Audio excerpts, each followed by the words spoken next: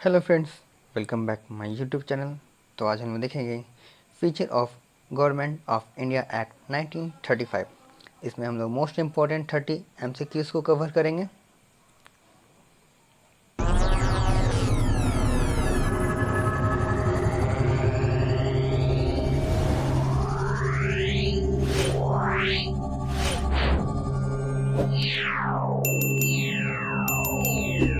तो आइए वीडियो को हम स्टार्ट करते हैं। तो हमारा पहला क्वेश्चन है, भारत सरकार अधिनियम 1935 के तहत प्रांतों में किस प्रकार की शासन व्यवस्था लागू की गई थी?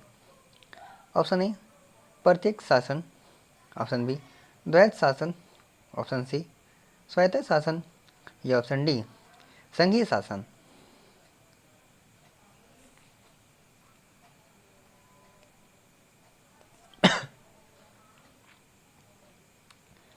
तो इसका आंसर होगा ऑप्शन सी स्वायत्त शासन। भारत सरकार अधिनियम 1935 के तहत प्रांतों को स्वायत्त शासन दिया गया। इससे पहले 1919 के अधिनियम के तहत द्वैत शासन लागू था, लेकिन 1935 के अधिनियम के तहत प्रांतों में पूर्णतः स्वायत्तता दी गई। सेकंड क्वेश्चन है, भारत सरकार अधिनियम 1935 ने निम्नलिखित में से किस व्यवस्था को पेश किया? ऑप्शन ए द्विसदनीय संसद, ऑप्शन बी संघीय न्यायालय, ऑप्शन सी एकल सदनीय संसद या ऑप्शन डी केंद्रीय मंत्री परिषद।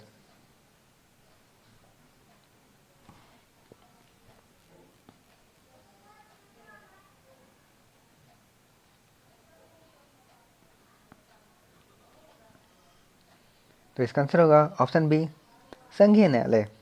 इस अधिनियम के तहत संघीय न्यायालय की स्थापना की गई, जिसका मुख्य उद्देश्य संघीय और प्रांतीय कानूनों के बीच विवादों को सुलझाना था। यह न्यायालय 1935 में स्थापित हुआ। हमारा तीसरा क्वेश्चन है, भारत सरकार अधिनियम 1935 ने कितनी प्रकार की सूचियों का प्रावधान किया? Option A 1, option B 2, option C 3 या ऑप्शन डी 4।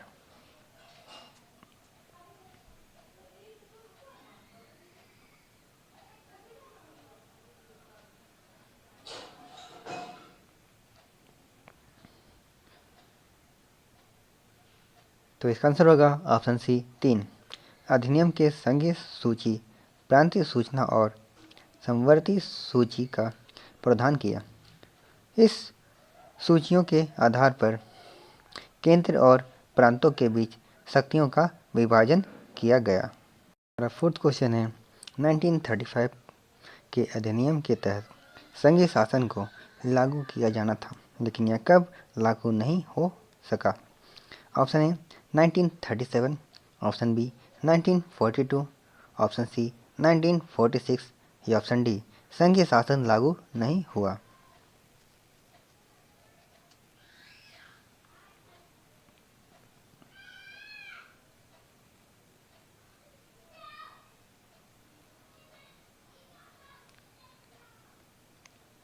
इसका आंसर होगा ऑप्शन डी संघीय शासन लागू नहीं हुआ। यद्यपि 1935 के अधिनियम में संघीय शासन का प्रावधान था, लेकिन यह वास्तव में कभी लागू नहीं हो सका, क्योंकि इसके लिए जरूरी रियासतों की स्वीकृति प्राप्त नहीं हो पाई। हमारा फिफ्थ क्वेश्चन है, भारत सरकार अधिनियम 1935 के तहत केंद्रीय विधानमंडल में कितने सदनों का प्रावधान था? Option A 1, option B 2, option C 3 या ऑप्शन डी 4।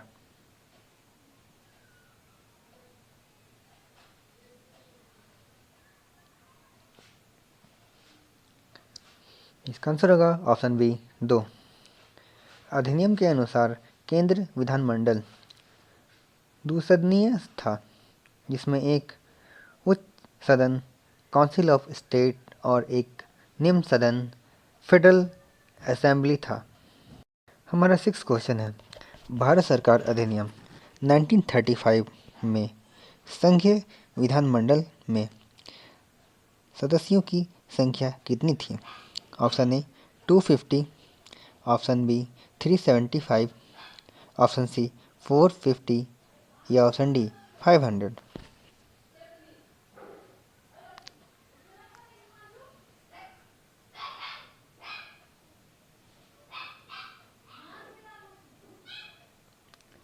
तो इसका आंसर होगा ऑप्शन बी 375।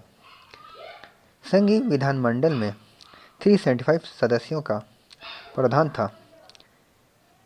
इसमें सीधे चुने गए सदस्यों के साथ साथ कुछ मनोनीत सदस्य भी होते थे। हमारा 7 क्वेश्चन है, भारत सरकार अधिनियम 1935 के तहत किस अधिकार को केंद्र सरकार के पास रखा गया? ऑप्शन ए वित्तीय अधिकार, ऑप्शन बी रक्षा और विदेशी मामले, ऑप्शन सी शिक्षा या ऑप्शन डी स्वास्थ्य।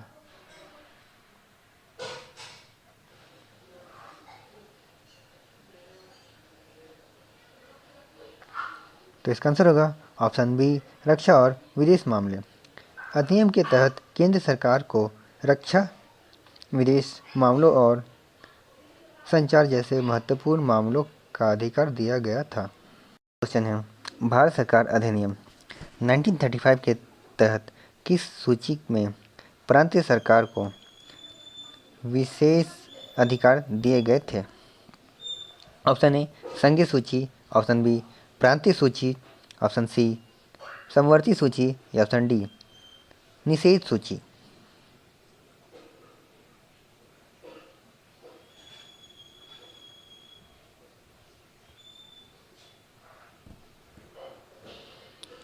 इसका आंसर होगा ऑप्शन बी प्रांतीय सूची।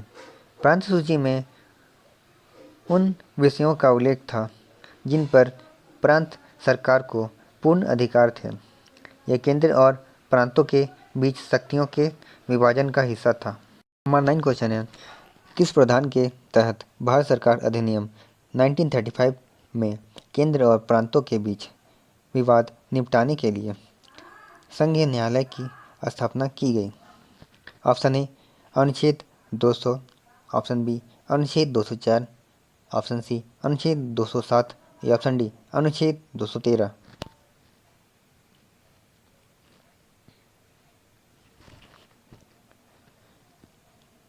तो इसका आंसर होगा ऑप्शन सी अनुच्छेद 207। अनुच्छेद 207 के तहत संघीय न्यायालय की स्थापना का प्रावधान किया गया था, जिसका उद्देश्य संघीय और प्रांतीय कानूनों के बीच विवादों को सुलझाना था।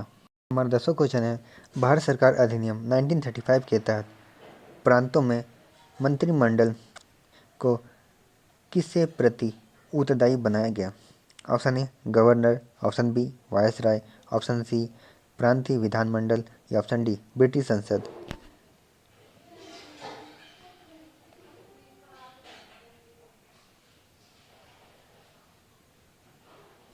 तो इसका आंसर होगा ऑप्शन सी प्रांतीय विधानमंडल।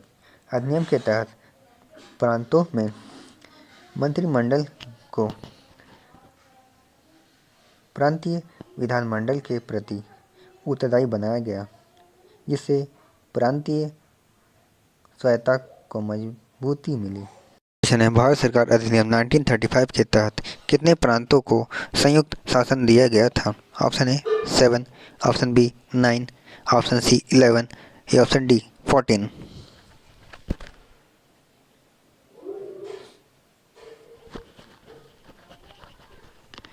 इसका आंसर होगा ऑप्शन सी 11। 1935 के अधिनियम के तहत भारत में कुल 11 प्रांतों को स्वायत्त शासन का अधिकार दिया गया था। इसमें मदरसा, बंगाल, बिहार और संयुक्त प्रांत प्रमुख थे।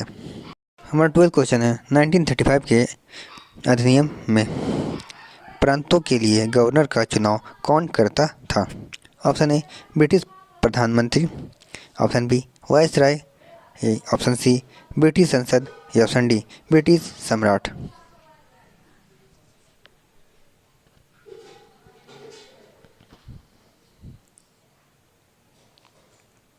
इसका आंसर होगा ऑप्शन डी, ब्रिटिश सम्राट। 1935 के अधिनियम के अनुसार प्रांतों में गवर्नर का चुनाव ब्रिटिश सम्राट द्वारा किया जाता था और उन्हें अपनी शक्तियों का प्रयोग ब्रिटिश सरकार के निर्देशानुसार करना पड़ता था। 13 क्वेश्चन है, 1935 के अधिनियम के तहत किस नई प्रणाली की शुरुआत की गई थी? ऑप्शन ए, निर्वाचन प्रणाली। ऑप्शन बी, प्रांतीय सत्ता। ऑप्शन सी, द्वैत शासन। या ऑप्शन डी, केंद्रीय स्वायत्ता।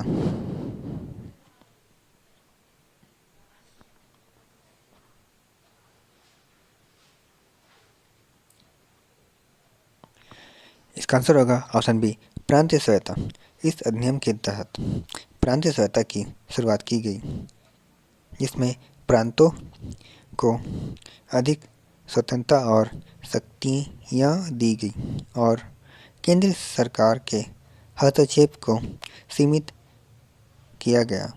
14 क्वेश्चन है, भारत सरकार अधिनियम 1935 ने ब्रिटिश भारत में कितने सीटों को दलित वर्गों के लिए आरक्षित किया था? Option A 71, option B 75, option C 78 या ऑप्शन डी 80।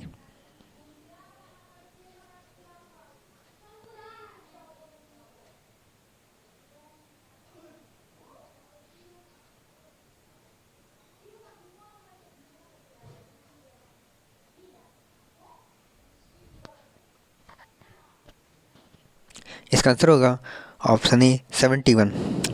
अधिनियम ने ब्रिटिश सरकार में दलित वर्गों के लिए 71 सीटें आरक्षित की थी ताकि उनके प्रतिनिधित्व को सुनिश्चित किया जा सके। क्वेश्चन है, 1935 के अधिनियम में द्वैत शासन को किस स्तर पर समाप्त किया गया था? ऑप्शन ए, केंद्रीय स्तर। ऑप्शन बी, प्रांतीय स्तर। ऑप्शन सी, जिला स्तर। या ऑप्शन डी, तहसील स्तर।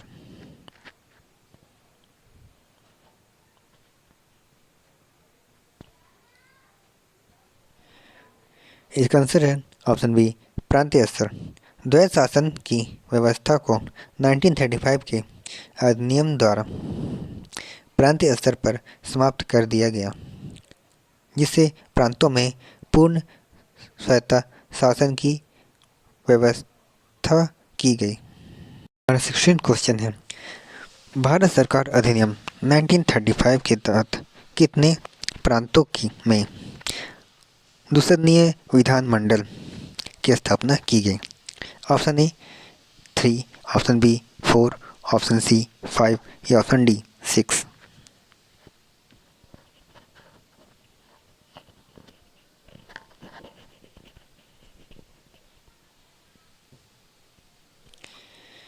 तो इसका आंसर होगा ऑप्शन डी 6। अधिनियम के तहत 6 प्रांतों मद्रास, बंगाल, बिहार, बॉम्बे, संयुक्त प्रांत और असम में दुसदनीय विधानमंडल की स्थापना की गई थी। 17 क्वेश्चन है, भारत सरकार अधिनियम 1935 के अनुसार संघीय सूची में कितने विषय शामिल थे? Option A 54, option B 59, option C 63 या ऑप्शन डी 65।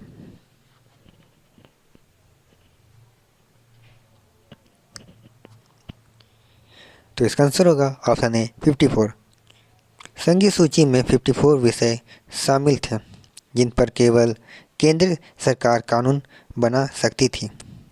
इस विषयों में रक्षा, विदेश मामले और संचार जैसे महत्वपूर्ण क्षेत्र शामिल थे। हमारा 18 क्वेश्चन है, 1935 के अधिनियम में कौन सा पद भारत के गवर्नर जनरल को दिया गया था? ऑप्शन ए भारतीय संघ का प्रमुख, ऑप्शन बी ब्रिटिश भारतीय सेना का प्रमुख, ऑप्शन सी भारत के विधायिका का अध्यक्ष या ऑप्शन डी भारत की न्यायपालिका का प्रमुख।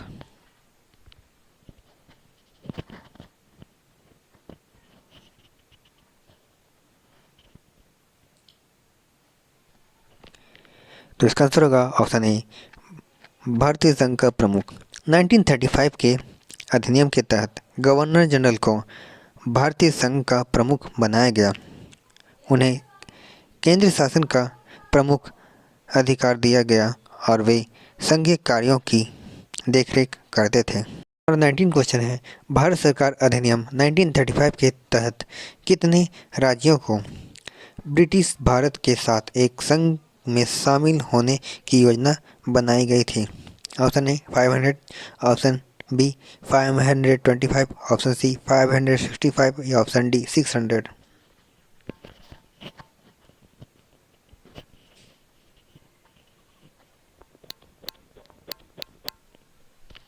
इसका आंसर होगा ऑप्शन सी 565। अधिनियम के तहत योजना बनाई गई थी कि 565 रियासतों और ब्रिटिश भारत मिलकर एक संघ बनाएंगे, लेकिन यह संघीय व्यवस्था पूरी तरह से लागू नहीं हो सकी। क्वेश्चन है, भारत सरकार अधिनियम 1935 का सबसे महत्वपूर्ण योगदान क्या माना जाता है? ऑप्शन ए पूर्ण स्वतंत्रता, ऑप्शन बी विभाजन की घोषणा, ऑप्शन सी प्रांतीय सत्ता या ऑप्शन डी केंद्र अधिनियम का उन्मूलन।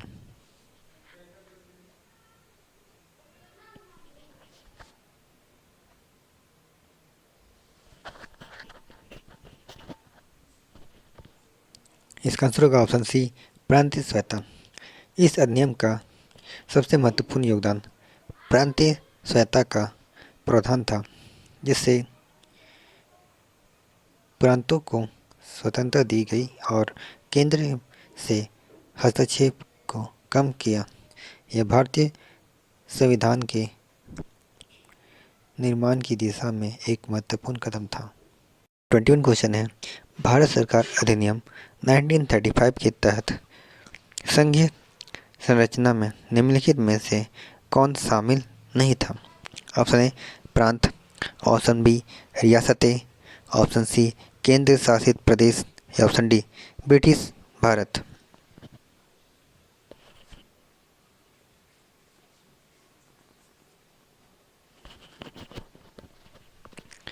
इसका आंसर होगा ऑप्शन सी केंद्र शासित प्रदेश।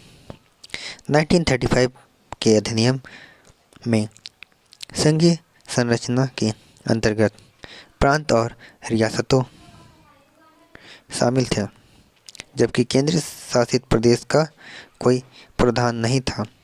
केंद्र शासित प्रदेश का गठन बाद में हुआ। 22वां क्वेश्चन है, भारत सरकार अधिनियम 1935 के तहत संघीय शासन प्रणाली के लिए निम्नलिखित में से कौन सा सही है? ये लागू नहीं हुआ। ऑप्शन बी इसे केवल ब्रिटिश भारत में लागू किया गया, ऑप्शन सी इसे पूर्ण रूप से लागू किया गया, या ऑप्शन डी इसे केवल रियासतें में लागू किया गया।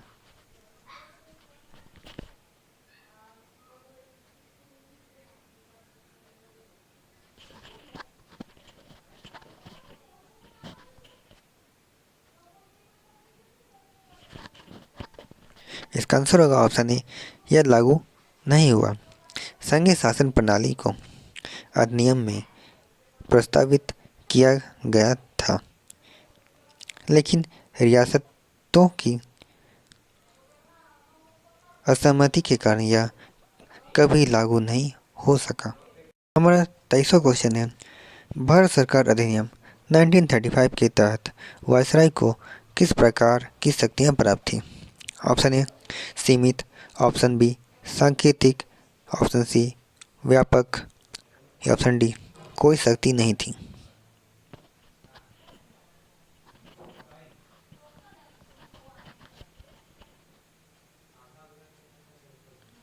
इसका आंसर होगा ऑप्शन सी व्यापक।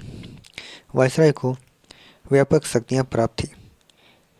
वे संघीय और प्रांतीय दोनों स्तर पर शासन के प्रमुख थे और उनके पास आपातकालीन शक्तियां भी थी। हमारा 24वां क्वेश्चन है, भारत सरकार अधिनियम 1935 के तहत न्यायालय व्यवस्था का कौन सा प्रावधान किया गया था?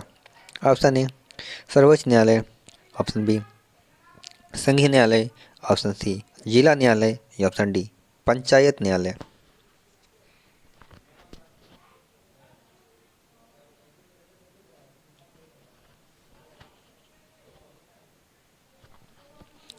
इसका आंसर होगा ऑप्शन बी संघीय न्यायालय। अधिनियम के तहत संघीय न्यायालय की स्थापना की गई थी, जो संघीय और प्रांतीय सरकारों के बीच कानूनी विवादों का निपटारा करता था।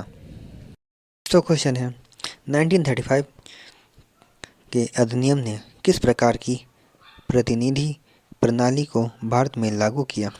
ऑप्शन ए प्रत्येक निर्वाचन, ऑप्शन बी अप्रत्येक निर्वाचन, ऑप्शन सी सांकेतिक निर्वाचन या ऑप्शन डी सामूहिक निर्वाचन।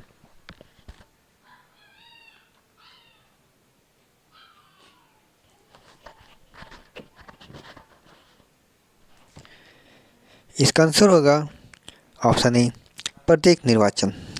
भारत सरकार अधिनियम 1935 के तहत प्रांतों में प्रत्येक निर्वाचन की प्रणाली लागू की गई, जिसमें लोग सीधे अपने प्रतिनिधियों का चुनाव कर सकते थे। 20वां क्वेश्चन है भारत सरकार अधिनियम 1935 के तहत प्रांतों में शासन की कौन सी प्रणाली समाप्त कर दी गई थी? ऑप्शन ए दुसदनीय शासन, ऑप्शन बी स्वायत्त शासन, ऑप्शन सी द्वैत शासन या ऑप्शन डी पूर्ण केंद्रित शासन।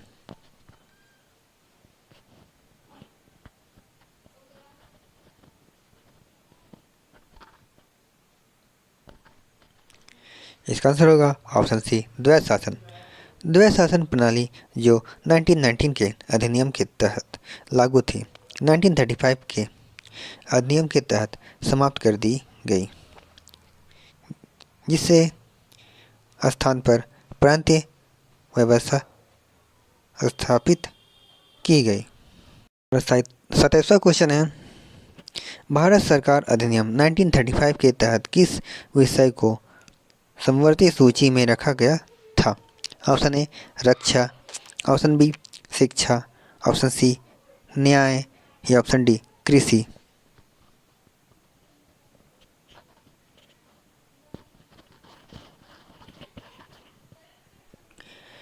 इसका आंसर होगा ऑप्शन बी शिक्षा। समवर्ती सूची में शिक्षा सहित कुछ विषयों को रखा गया था, जिस पर केंद्र और प्रांतीय सरकारें दोनों कानून बना सकती थी। हमारा 28वां क्वेश्चन है 1935 के अधिनियम के तहत केंद्र विधानमंडल में गवर्नर जनरल के पास कौन सा विशेषाधिकार था? ऑप्शन ए प्रस्तावों को अस्वीकार करना, ऑप्शन बी प्रस्तावों को पारित करना, ऑप्शन सी अपने विवेक से कानून बनाना या ऑप्शन डी संसद को भंग करना।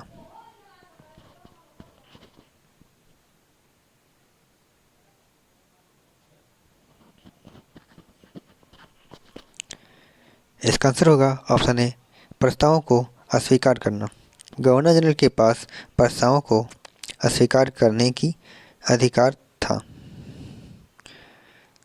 इसके अलावा वे अपनी विशेषाधिकार शक्ति के तहत केंद्र विधानमंडल को निलंबित कर सकते थे।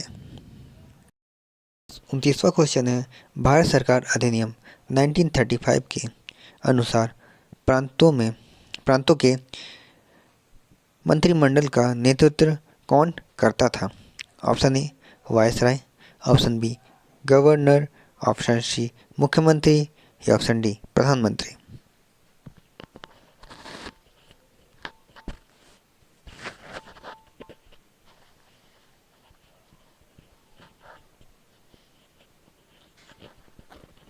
इसका आंसर होगा ऑप्शन सी मुख्यमंत्री। 1935 के अधिनियम के तहत प्रांतों में मंत्रिमंडल का नेतृत्व मुख्यमंत्री करता था, जिससे प्रांतीय विधानमंडल में बहुमत प्राप्त दल द्वारा चुना जाता था। 30वां क्वेश्चन और लास्ट क्वेश्चन भारत सरकार अधिनियम 1935 के तहत भारत के रियासतों के प्रति कौन उत्तरदायी था?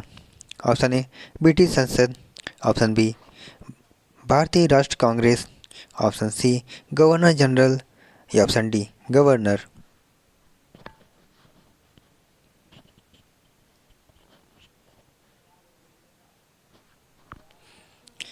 तो इसका आंसर होगा ऑप्शन सी गवर्नर जनरल। रियासतों के प्रति गवर्नर जनरल उत्तरदायी था और वे रियासतों के साथ संबंधों को प्रबंधित करते थे। रियासतें सीधे ब्रिटिश सम्राट के अधीन आती थी, लेकिन उनका प्रबंधन गवर्नर जनरल के माध्यम से होता था। हमारे YouTube चैनल पे नए हो तो वीडियो को लाइक, कमेंट, शेयर और सब्सक्राइब जरूर करें।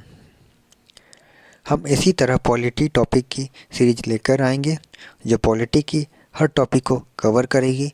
तो आप अपना सपोर्ट बनाए रखें और वीडियो के माध्यम से अपने ज्ञान को बढ़ाते रहिए। धन्यवाद आप सभी का वीडियो को देखने के लिए। लाइक कीजिए, सब्सक्राइब कीजिए और दोस्तों के साथ शेयर कीजिए।